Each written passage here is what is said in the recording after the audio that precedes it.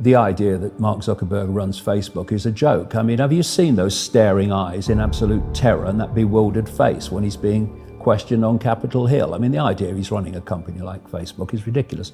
Obviously, there are other forces involved here, and that's where you get your coordination from. That's why Amazon and Facebook, Google and Twitter and Apple are all censoring in unison, because it's coordinated towards this goal of complete control of information. This whole conspiracy to enslave humanity is a psychological game. Where does human behavior come from? It comes from human perception. Where does perception come from? It comes from information received. Whether it's a personal experience, which is a form of information, whether it's a newspaper, Facebook post or whatever, it's information received. Now, if you go deep in the shadows, beyond the politicians, you reach that level of this web where they understand, A, how reality works, they just don't want us to know, and B, how the mind works, how psychology works. And what we're looking at, because it's a few manipulating so many, the only way that you can achieve that is by controlling the perceptions of the many, and by dividing and ruling the many as well. But you've got to control the perceptions of the many. And to do that, you control information. How long could you live without your smartphone? You can't put your phone down. And if you do, within a few minutes, you pick it up again because you're addicted to it. So are you controlling that bit of technology in your hand, or is that controlling you? That's controlling you. People became addicted to Facebook, and Google became by far the biggest search engine. Then came the point where, yes, the internet is the central pillar of human society, and it's now irreversible. Who are you going to go to if not them? Who are you going to go to get any numbers watching your videos if not YouTube, owned by Google, of course? So now we're in a position of power and strength. Now the internet's going to become what it was always planned to be. Now Facebook and Google and Twitter and Amazon are now going to be what they always planned to be, which were gatekeepers on the information that people can see and hear. And because of that, human perception is increasingly being given a narrower and narrower band of information from which to form those perceptions, so perceptions are being manipulated. They had to get the internet to a point where it was the central pillar of human society. The central pillar of where all our information came from, the central pillar of control. This is why we now have the Internet of Things, where billions of pieces of technology, everything from your fridge to your car to your telly, are connected to the internet. We've been through a process of preparation, of getting people, first of all, stage one, addicted to technology that they hold, holdables, smartphones, tablets. That's basically achieved. You just have to walk through a city and you see the addiction. And they're targeting specifically the young. Why? Because the young of today and the children of today are going to be the adults when they want to bring this AI connection in full blown.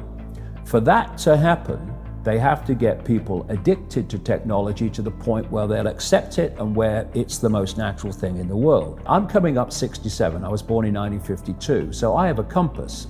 I know what the world was like before. People being born into the world now, this is the only world they've ever known.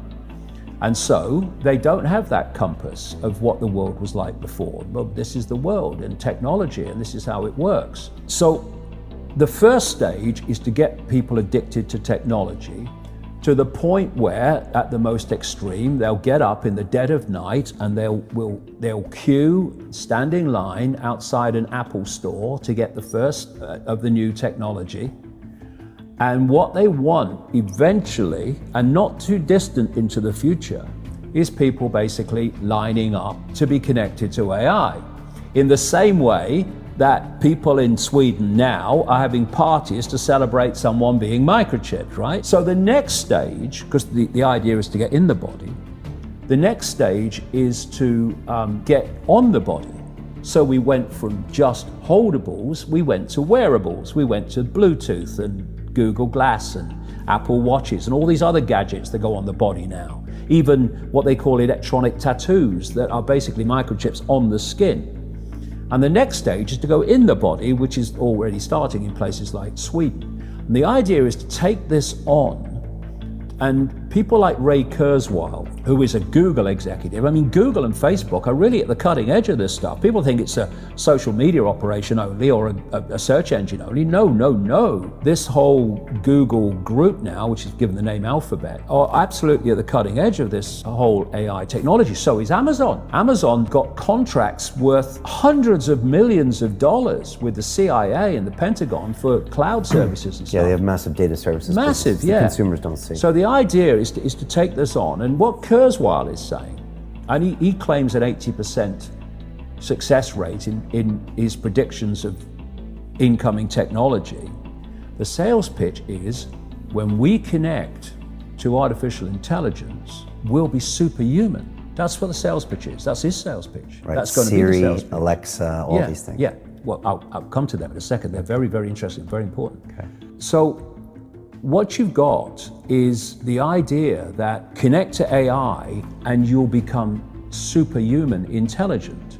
No, you'll become subhuman intelligent. You'll become a vehicle for artificial intelligence. And whoever controls artificial intelligence will control the perceptions of every mind that it's connected to. These Alexas and these Echoes and these so-called office assistants or personal assistants, you start to interact with them as if they're human. And now they're bringing in internet-connected toys for kids, even little kids, and Barbie dolls they can actually have conversations with artificial intelligence.